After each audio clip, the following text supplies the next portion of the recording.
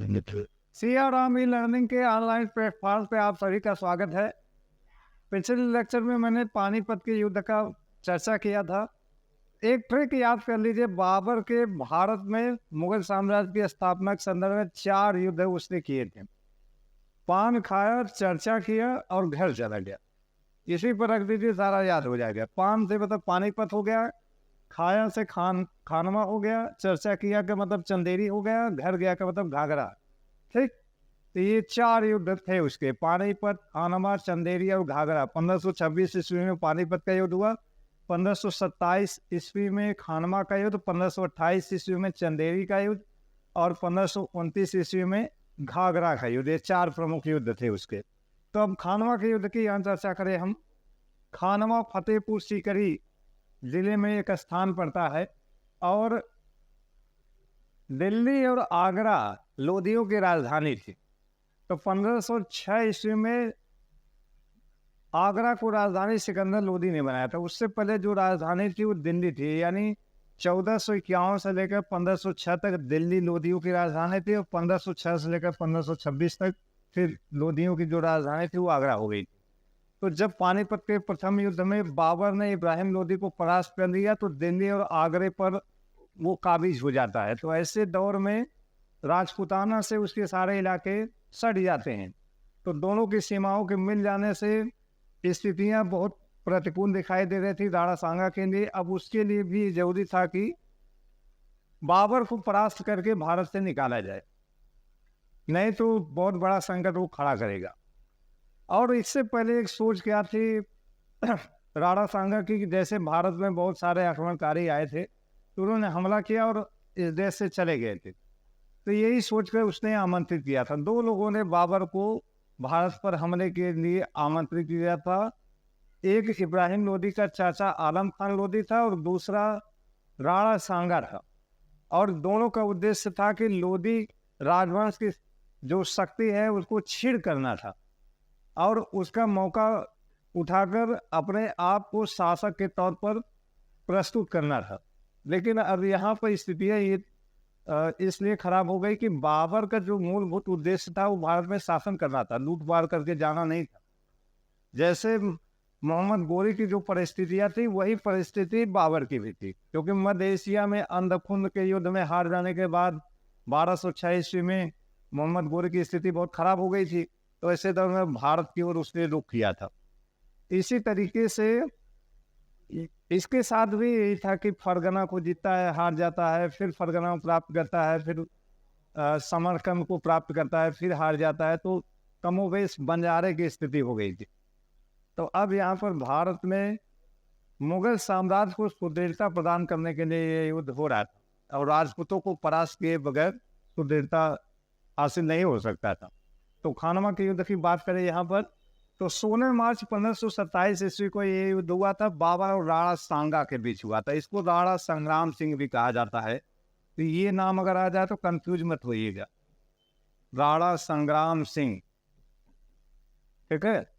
60 में इसको सांगा कहा जाता है। मूल इसका नाम था राणा संग्राम सिंह। सिसोदिया राजवंश था ये, सिसोदिया राजवंश, जिसके महाराणा प्रताप भी थे। सिसोदिया राजवंश, इसके संस्थापक है बप्पा रावल। सिसोदिया राजवंश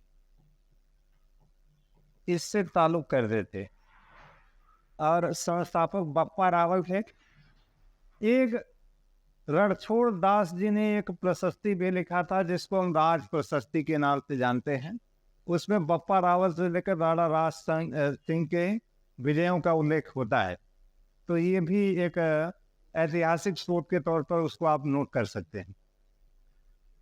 तो बाबर इसमें विजयी हुआ था। पानीपत के युद्ध के पश्चात बाबर द्वारा भारत में लड़े गए युद्धों में सबसे महत्वपूर्ण ये युद्ध था और युद्ध का मूलभूत कारण था भारत में मुगल साम्राज्य को सुदृढ़ता प्रदान करना था। और अफगान जो पानीपत के युद्ध में परास्त हो गए थे वो राणा सांगा के यहाँ सड़ लिए हुए थे। तो ये भी एक बड़ा मुद्दा था। पानीपत के युद्ध ने बाबर को जहां दिल्ली का बादशाह बनाया वही खानवा के विजय ने उसके साम्राज्य को स्थायित्व प्रदान किया, जिसकी मैं चर्चा कर रहा था कि सुदृढ़ता प्रदान करने के लिए ऐसा हो रहा था। अब युद्ध के कारणों की चर्चा थोड़ा सा कर लिया जाए।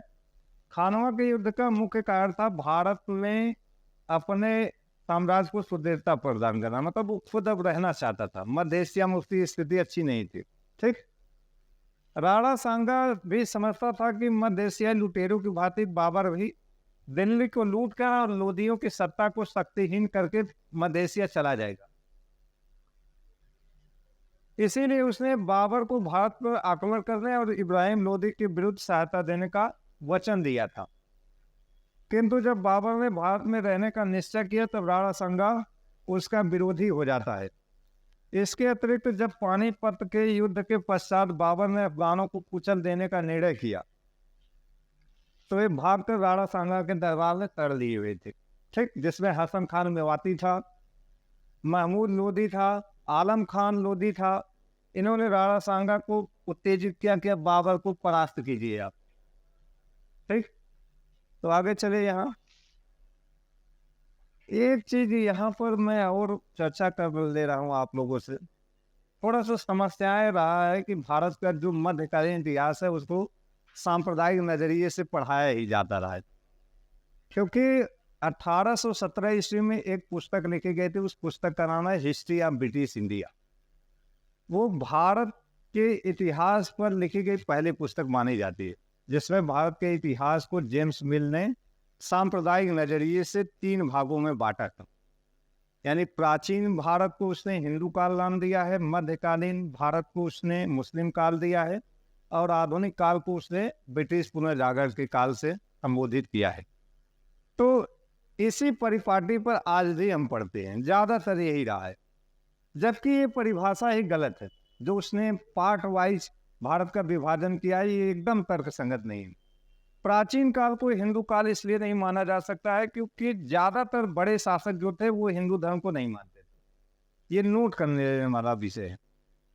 वो ज्यादातर जैन धर्म या बौद्ध धर्म को ही मानते थे। जैसे जितने भारत में जो मध्य एशिया से आक्रमणकारी यवन, शक, हूर, कुषाण, ये सब बौद्ध धर्म को मानने वाले थे। कनिष्क ने तो खुद उसके दौर में चतुर्थ बौद्ध संहिता में बौद्ध धर्म 2 भागों में बढ़ गया था, हीनयान और महायान शाखा दिखाई देती है। इसके बाद हम देखते हैं कि अशोक ने भी बौद्ध धर्म को स्वीकार किया था। अजात शत्रु, इसने भी बौद्ध धर्म को स्वीकार किया था। तो कहाँ पर हिंदू काल दिखाई देता है? स्पष्ट नहीं है ये व्याख्या। ये सांप्रदायिक नजरिए था कि उस काल को मुसलमान उस स्थिति में देखे कि हिंदू का ही वर्चस्व रहा है। अब गुप्त काल एक प्योर ऐसा पीरियड था जिसको हम हिंदू काल की संज्ञा दे सकते हैं, क्योंकि उन्होंने जो वैष्णव धर्म को मानने वाले थे और इनका राज चिन्ह जो था गरुड़ था, और हिंदू धर्म के बहुत सारी मान्यताओं को वो जिंदा भी किए हुए थे। और वहीं से भारत में सबसे पहले मंदिर निर्माण कला शैली का भी विकास होता है, या एक प्रकार से कह सकते हैं मंदिर की शुरुआत सबसे पहले गुप्त काल से होती है, जब पहली बार देवगढ़ के दशावतार मंदिर का इसी समय निर्माण होता है, और वहीं से नागर शैली का भी विकास होता है। तो ऐसे आलम में हम अगर देखें तो उस पूरे काल को हिंदू काल कहा ही नहीं जा सकता है, क्योंकि ज्यादातर शासक जैन धर्म और बौद्ध धर्म को मानते थे, और शासकों के प्रश्रय देने की वजह से ही जैन धर्म बौद्ध धर्म टिका भी था, नहीं तो उसका कोई वजूद नहीं रह पाता। क्योंकि उस दौर में जो ब्राह्मणवादी व्यवस्था थी वो पूरे चरम पर थी। तो ऐसे दौर में उसको चैलेंज करने के लिए एक मजबूत व्यक्ति ही ऐसा कर सकता था। और महावीर स्वामी और बुद्ध खुद एक क्षत्रिय परिवार से थे, तो राजकीय परिवार से वो थे भी, इसलिए उनका मुकाबला करना साधारण लोग बस में था नहीं। तो ज्यादातर संरक्षण भी मिला, बड़िक वर्ग ने भी संरक्षण दिया जो वैश्य वर्ग था उस समय। तो इस नाते ये संज्ञा स्पष्ट नहीं है, इसकी व्याख्या में स्पष्ट है कि वो हिंदू काल नहीं कह सकते। मध्यकाल को मुस्लिम काल कहना भी बेईमानी है। मुस्लिम शासक या तुर्क शासक जो थे वो दक्षिण भारत को पूरी तरह विजित कर ही नहीं पाए थे, बहुत बड़ा इलाका उनके हाथ से निकल गया था। राजपूताने को पूरी तरह जीत ही नहीं पाया कभी भी, बंगाल भी हमेशा नहीं जीता जा सका, कश्मीर को भी हमेशा नहीं सुदृढ़ता प्रदान की जा सकी। तो मुस्लिम काल भी कहना गलत है। और इसके अलावा आधुनिक काल को ब्रिटिश पुनर्जागरण काल कहना एकदम गलत है। इसलिए गलत है कि भारत को जगाने की आवश्यकता है ही नहीं।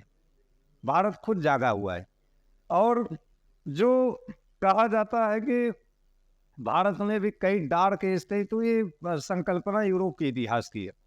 यूरोप का इतिहास 1453 ईस्वी से स्पष्ट शुरू होता है। उससे पहले उनके इतिहास का डार्क एज था, क्योंकि उनके देश में दो ही बड़े महानायक दिखाई देते हैं, एक थॉमस एक्विनास और दूसरा सेंट अगस्टाइन। यही दो बड़ी शख्सियत थी और कोई बड़ी महान प्रतिभा उनके देश में दिखाई नहीं देती, तो उन्होंने अपने देश के इतिहास को जबरी भारत के इतिहास पर थोपा है और वहाँ के जो महानायक थे उनकी तुलना जबरी यहाँ से किया है। अगर आप तुलना चाहे जिसका भी कर लीजिए, जैसे भारत का नेपोलियन समुद्रगुप्त, तो समुद्रगुप्त के मुकाबले नेपोलियन 1% भी नहीं।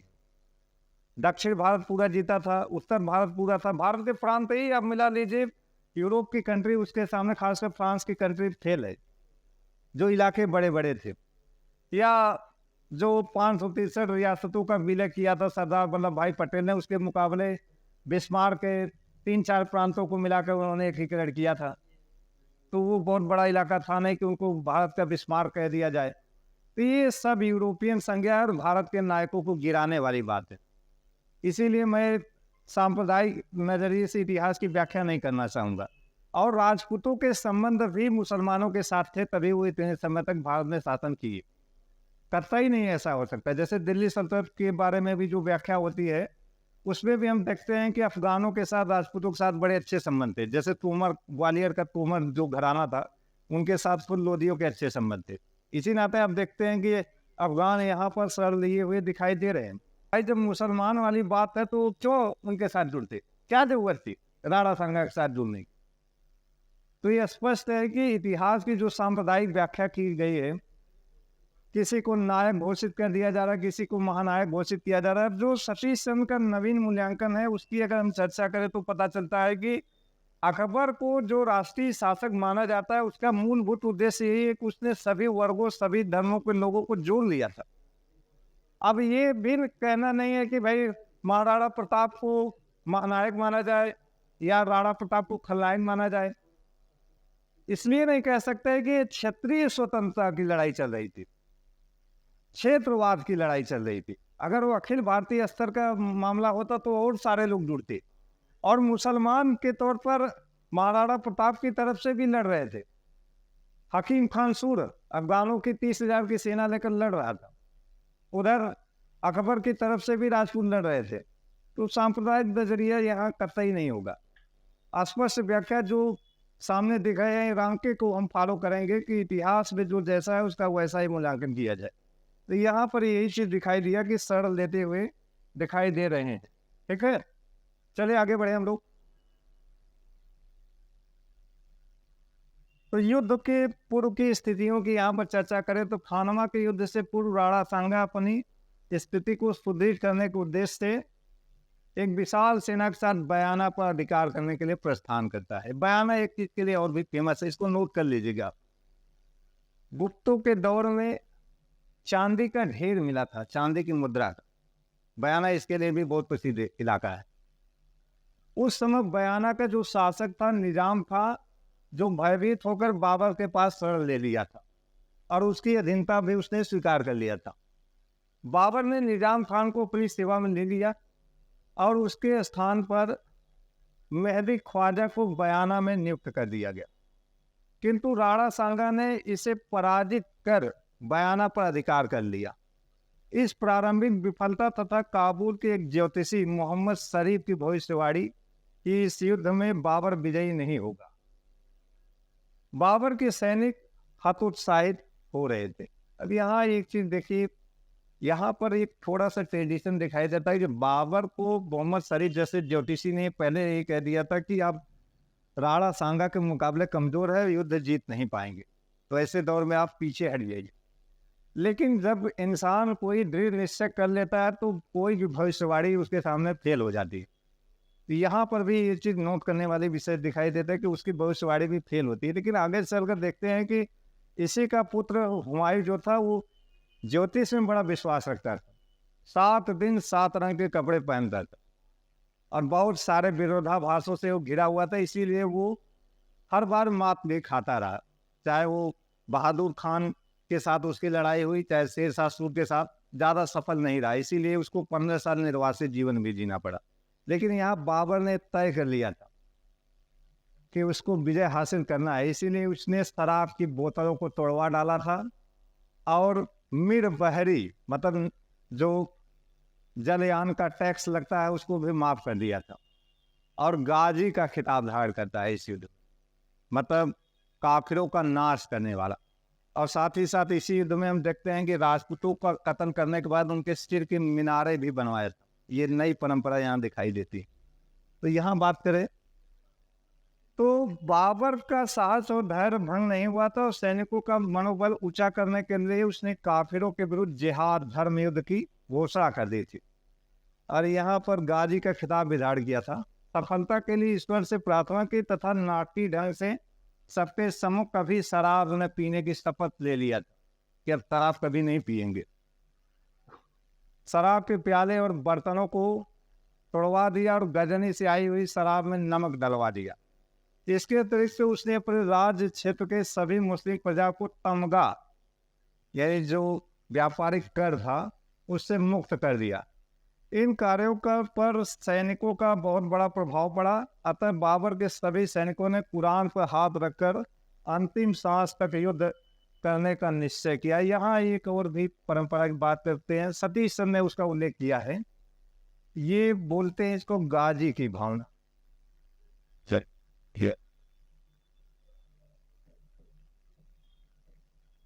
मुसलमानों के विजय का सबसे बड़ा कारण ये भी कि उनके अंदर एक भाव जगाया जाता था कि अगर मरेंगे तो शहीद हो जाएंगे, अल्लाह के नाम कुर्बान हो जाएंगे, और जीतेंगे तो हमें लूट का माल मिलेगा, 80% लूट का माल मिलेगा। तो इस नाते भी वो बड़े सफल भी रहे।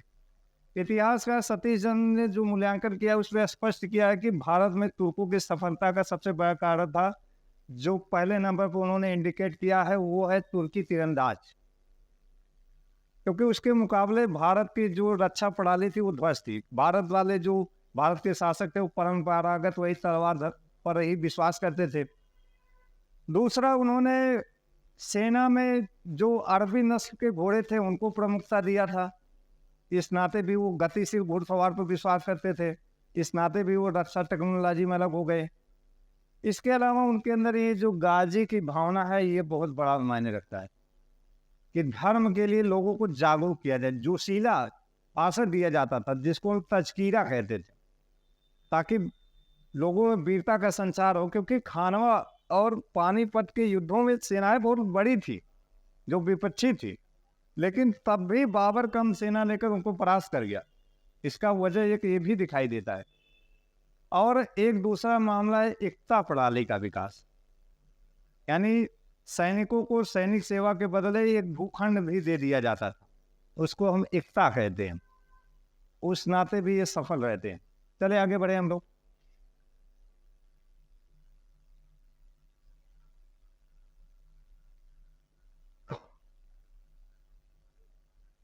तो खानवा के युद्ध 16 मार्च 1527 ईस्वी को सीकरी से 10 मील दूर खानवा नामक स्थान पर बाबर और राणा सांगा के मध्य हुआ, वही फतेहपुर सीकरी के आसपास। इस समय तो इतिहासकार बताते कि गांव भी है, जैसे तराइन का जो युद्ध हुआ था तो आज दिल्ली में तराइन एक गांव के तौर पर दिखाई देता है। इसी तरीके से जो बहादुरपुर का युद्ध हुआ था, उत्तराधिकार का जो युद्ध हुआ था जिसके तहत औरंगजेब शासक बनता है, तो ये गांव दिखाई देता है सिरकुनी ब्लॉक में। तो ऐसे ही भी एक गांव है। इस युद्ध में हसन खान मेवाती, महमूद लोदी, आलम खान लोदी ने राणा सांगा का साथ दिया। दोनों तरफ से सेनाएं तैयार थी। बाबर ने इस युद्ध में भी पानीपत के युद्ध पद्धति का ही अनुसरण किया है, तुलुगमा युद्ध पद्धति का अनुसरण किया, और तोपों पर उसको भरपूर विश्वास भी था।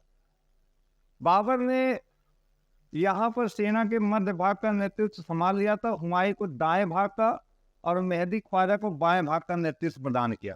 तुलुगमा युद्ध पद्धति के लिए मलिक कासिम मुनीफ अतका खान को नियुक्त किया था। तो खाना अली कुली और मुस्तफा खान के बीच में था, जिन्होंने उसको सफलता दिलाया था पानीपत के प्रथम युद्ध में। इधर राणा सांगा ने 15 मार्च 1527 ईस्वी को बसावर से खानवा के लिए प्रस्थान कर दिया। खानवा पहुंचकर उसने भी सैनिकों को दाएं बाएं और मध्य भाग में विभाजित कर दिया।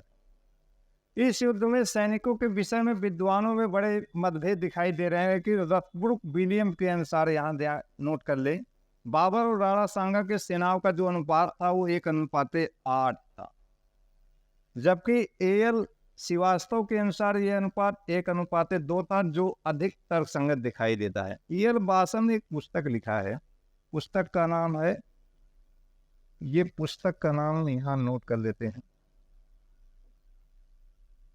ये हाँ है,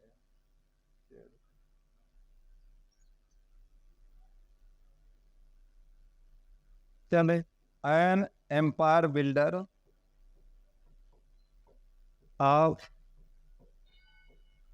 16th century, 16th century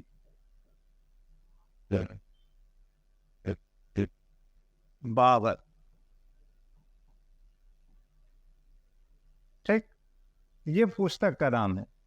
यानी उसको मुगल साम्राज्य का निर्माता क्यों कहा जाता है, इसी संदर्भ में है इनका।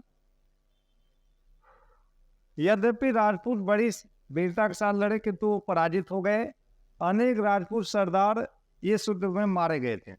राणा सांगा युद्ध में बुरी तरह घायल हो गया और उसे अचेतावस्था में उसके सैनिकों के द्वारा युद्ध स्थल से हटा दिया गया। बाबर विजयी हुआ। अगले दिन उसने राजपूतों के मुंडों का ढेर लगवाया तथा गाजी यानी काफिरों का नाश करने वाला का खिताब धारण किया। अपने युद्ध की घोषणा की। अपने मृतक शत्रुओं के मुंडों का घेर लगवाकर खुशी मनाने की परंपरा भी मंगोलों की थी। ठीक, यानी इस युद्ध में वो पराजित हो जाता है। यहाँ पर देखिए एक चीज नए मूल्यांकन से बहुत स्पष्ट हो रहा है। हरि सिंह आसवा जैसे इतिहासकार ये भी बताते हैं कि जो बाबर को आमंत्रण दिया गया था उसमें एक खत का जिक्र करते हैं कि एक खत इसने भेजा था और साथ ही साथ इसके पास भी एक तोपखाना था, लेकिन बरसात होने की वजह से उसका संचालन नहीं कर पाया था राणा सांगा। चले,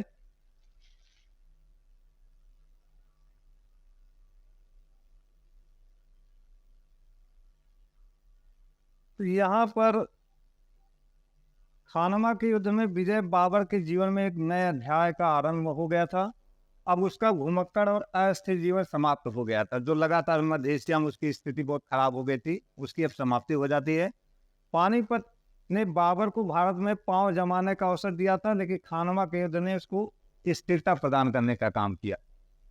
और यहीं से अब स्पष्ट हो जाता है कि अब भारत में जो सत्ता है उस पर वो काफी लंबे समय तक काबिज रहेगा। और मुगल साम्राज्य की नींव भी यहीं से स्पष्ट हो जाती है। इसी तरफ हम लोग चले।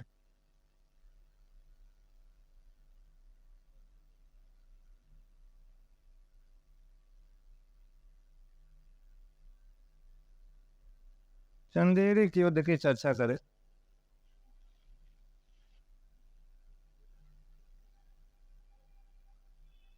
उनतीस जनवरी 1528 ईस्वी को हुआ था। बाबर और मेदिनी राय के बीच में हुआ। अब यहाँ पर देखें मध्यकाल में जल और थल में होने वाला प्रथम युद्ध, ये पहला ऐसा युद्ध था कि जो जल और थल दोनों जगह लड़ा जा रहा था। इस फैक्ट को नोट कर लीजिएगा, इतिहासकार लईक अहमद के अनुसार है।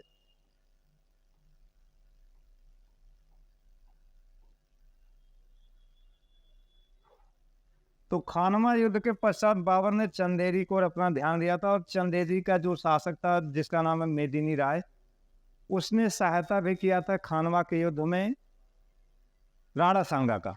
यह भी बड़ा वजह था, इसी नाते उसने उस पर हमला किया। चंदेरी खानवा के युद्ध के बाद सामरिक दृष्टिकोण से बाबर के लिए बहुत महत्वपूर्ण था। वह मालवा और बुंदेलखंड की सीमा पर था तथा मालवा और उत्तर भारत की मुख्य सड़क वहां पर गुजरती थी। चंदेरी को जीतने के बाद न केवल राजपूत शक्ति दुर्बल होती, बल्कि बाबर मालवा को आसानी से नियंत्रण भी स्थापित कर सकता था। बाबर के आक्रमण के समय चंदेरी का शासक मेदिनी राय था, ठीक, एक शक्तिशाली राजपूत शासक था ये। बाबर इसे स्वतंत्र छोड़ना नहीं चाहता था, इसलिए उसने चंदेरी पर आक्रमण करने का निश्चय किया। अलवर, चंदावर, रापड़ी, इटाओं पर अधिकार करने के बाद बाबर चंदेरी की ओर बढ़ता है। सर्वप्रथम उसने शमशाबाद के बदले मेदिनी राय से चंदेरी मांग लिया, किंतु मेदिनी राय ने प्रस्ताव को ठुकरा दिया था। अंत में बाबर ने 29 जनवरी 1528 ईस्वी को दुर्ग को घेर लिया। मुगलों को शक्तिशाली देखकर राजपूत स्त्रियों ने जौहर कर लिया तथा राजपूतों ने वीरतापूर्वक बाबर का सामना किया, किंतु वो पराजित हो जाते हैं।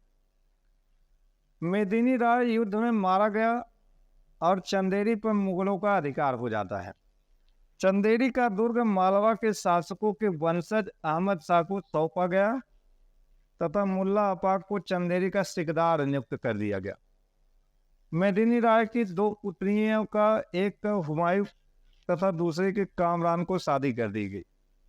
तो ये हालात थे चंदेरी का। इसके बाद घाघरा के युद्ध होता है। तो 1529 ईस्वी में घाघरा का वह युद्ध होता है। यहाँ थोड़ा सा ध्यान रख लीजिए कि जौहर की जो प्रथा है वो, इसका उल्लेख सबसे पहले अमीर खुसरो ने अपनी पुस्तक खजाइन और फुतूह में किया है कि जब मलक हमला करते थे, यानी मुस्लिम या तुर्क जब हमला करते थे, तो उनसे बचने के लिए राजपूतानी महिलाएं जो थी, राजपूत महिलाएं, वो विशाल अग्निकुंड खुदवाती थी और उसमें अग्नि प्रज्वलित करके उसमें कूद जाया करती थी। पहले से वो बनाए जाते थे ताकि आत्मरक्षा के लिए ये किया जाए। तो उसी को हम जौहर प्रथा के नाम से जानते हैं। चले आगे चले। यहाँ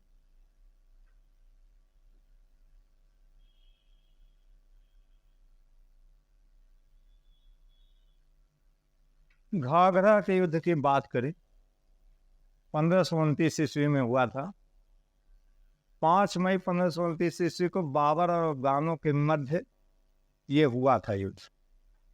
तो घाघरा के युद्ध अफगानों और बाबर के मध्य होने का मूल वजह था कि पानीपत के प्रथम युद्ध में कुछ ऐसे अफगान थे जो भाग आए थे, तो उनको अंतिम रूप से परास्त करने के लिए ये युद्ध हो रहा था। तो पानीपत में पराजित होने के बाद अफगान पूरी तरह निर्बल हो गए थे। वे अभी भी बाबर की सत्ता को पूरी तरह से स्वीकार नहीं कर रहे थे। खानवा के युद्ध में बाबर की विजय के बाद महमूद लोदी ने बिहार में जाकर शरण ले लिया था। ये महमूद लोदी वही है जिसने पानीपत के प्रथम युद्ध में भाग लिया था, लेकिन वहां से भाग आता है। कुछ समय बाद उसने एक विशाल सेना के साथ चुनार के निकट आ पहुंचा तथा चुनार के दुर्ग का घेरा डाल दिया, किंतु जब उसे बाबर के आगमन की सूचना मिली तो उसने घेरा को उठा लिया था और पीछे हट गया था। राजपूतों की शक्ति को नष्ट करने के बाद अब केवल अफगान ही शेष बचे थे जो बाबर की सत्ता को चुनौती दे रहे थे। अतः बाबर ने अफगानों को पराजित करने के बाद उनकी शक्ति को नष्ट करने का निश्चय किया था। यद्यपि बंगाल का शासक नुसरत शाह, जो बाबर का समकालीन था, अफगानों की सहायता कर रहा था, जबकि बाबर से उसके संबंध अच्छे थे। इस संबंध में बाबर ने नुसरत शाह को संदेश भी भेजा कि वह अफगानों की सहायता न करे, किंतु नुसरत शाह ने बाबर के संदेश की अवज्ञा कर दिया था। अतः बाबर को यह विश्वास हो गया कि सुल्तान नुसरत शाह अफगानों की सहायता कर रहा है।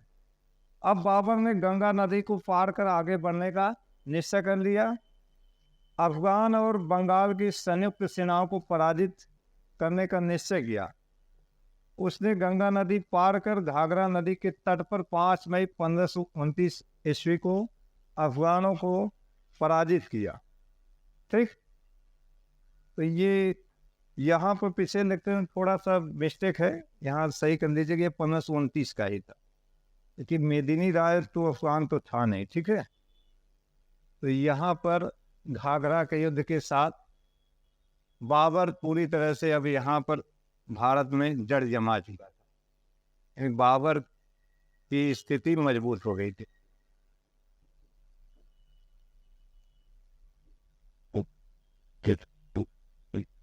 ठीक है, अब यहाँ पर 1529 ईस्वी में स्थिति मजबूत करने के बाद ज़्यादा समय तक भारत में रह नहीं पाया था। 1530 ईस्वी में उसकी मृत्यु हो जाती है, क्योंकि भारत की जो जलवायु थी बड़ी खतरनाक थी उसके दृष्टिकोण से, क्योंकि मध्य एशिया से आया था, लगातार बीमार पड़ रहा था। तो ऐसे आलम में उसकी स्थिति बहुत खराब हो गई और 1530 ईस्वी में उसकी मृत्यु हो जाती है। उसकी मृत्यु के बाद उसने एक फैसला बहुत बढ़िया किया था कि भाइयों में जो हुमायूं के भाई हैं उनके साथ कोई मिसअंडरस्टैंडिंग ना हो, कोई समस्या ऐसी ना आए, इसलिए उसने जो जीते हुए प्रांत थे उसको 4 भागों में बांट डाला था। यानी जो उसके पुत्र थे हुमायूं, अस्करी, कामरान और हिंदाल, उनने इसको बांट दिया था। तो जो बड़ा पुत्र था हुमायूं, वो आगे चलकर मुगल साम्राज्य में बादशाह बनता है और उसको बादशाह बनने के संदर्भ में भी बहुत सारी समस्याएं घटित हुई थी। खासकर जो खलीफाओं का विद्रोह था वो भी बहुत बड़ी समस्या थी। तो नेक्स्ट लेक्चर में हम हुमायूं की चर्चा करेंगे। हुमायूं का जो प्रारंभिक जीवन है उसकी चर्चा होगी कि उसका बाबर के साथ युद्धों में क्या उसने भूमिकाएं निभाई थी। इसके बाद उसके अफगानों के स्पेशली बहादुर शाह और शेर शाह साहब क्या संबंध थे, और जो प्रमुख युद्ध थे दोहरिया से लेकर चौसा और बिलग्राम के युद्ध, उसकी चर्चा होगी। और साथ ही साथ जो 15 साल का उसका निर्वासित जीवन था, फिर 1 साल भारत में आकर उसने जो शासन किया उसकी चर्चा हम करेंगे। धन्यवाद।